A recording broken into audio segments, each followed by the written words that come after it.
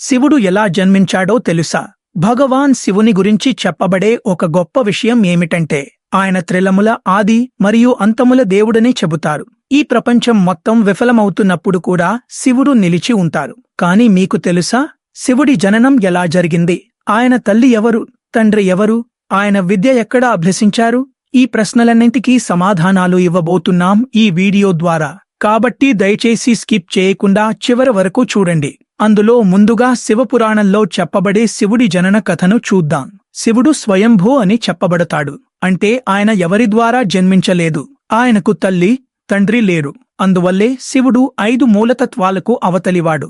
అందుకే శివుడికి మరణం లేదు, ఆయనకు అంతం లేదు. విష్ణు పురాణంలో మరో కథ చెబుతుంది.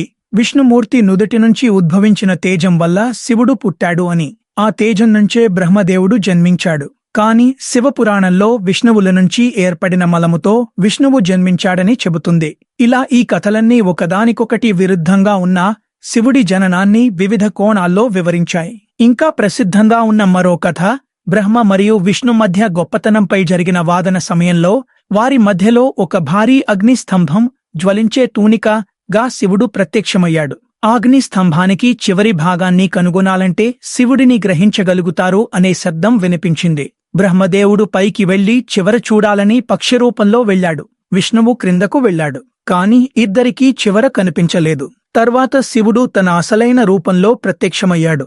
అప్పుడే బ్రహ్మ మరియు విష్ణువు ఇద్దరూ శివుడే ఈ విశ్వంలో అత్యంత శక్తివంతుడు అని అంగీకరించారు. ఇప్పుడు మనం మరొక ఆసక్తికర విషయం చూసేద్దాం.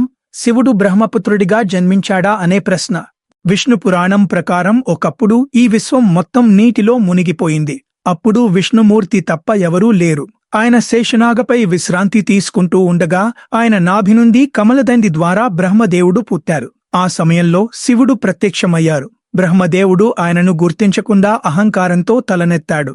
దీనితో శివుడు కోపం తెచ్చుకున్నారు. తరువాత విష్ణుమూర్తి బ్రహ్మకు దివ్యదృష్టి ఇచ్చి శివుడి గుర్తు తెప్పించారు. ఆపైన బ్రహ్మదేవుడు శివుడిని తన కుమారుడిగా పుట్టమని వరం అడిగారు. శివుడు అంగీకరించగా బ్రహ్మదేవుడు తపస్సు చేసి శివుడు బాలరూపంలో బ్రహ్ముడి ఒడిలో ప్రత్యక్షమయ్యాడు. బ్రహ్మదేవుడు ఆయన పేరేమిటో అడిగితే శివుడు సమాధానం ఇవ్వలేదు.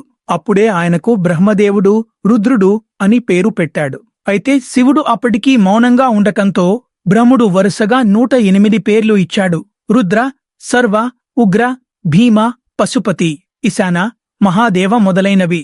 ఇవన్నీ శివపురాణంలో ఉల్లేఖించబడ్డాయి.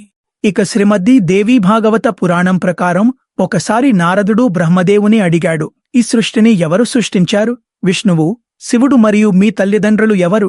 అప్పుడు బ్రహ్మదేవుడు శివస్వరూప బ్రహ్మం మరియు దేవీ దుర్గాదేవి సంయోగం వల్ల బ్రహ్మ, విష్ణు, శివులు పుట్టారని చెప్పారు. అంటే మాతృరూపంగా దుర్గాదేవి, పితృరూపంగా సదాశివుడే అని వివరించారు. ఇంకా శివుడు ఈ విశ్వానికి మౌలిక శబ్దాన్ని ప్రసాదించాడు. అతని 5 ముఖాల నుంచి ఉ, మా, బిందు, నాద అనే శబ్దాలు వెలువడ్డాయి.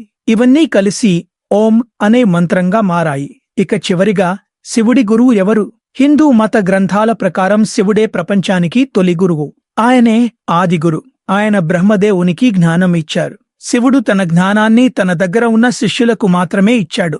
వారే సప్తఋషులుగా ప్రసిద్ధి చెందారు. ఈ వీడియో మీకు ఎలా అనిపించింది? మీ అభిప్రాయాలను కామెంట్స్ ద్వారా చెప్పండి. మీకు వీడియో నచ్చితే లైక్ చేయండి. అలాగే మా ఛానల్ను సబ్స్క్రైబ్ చేయడం మర్చిపోవద్దు.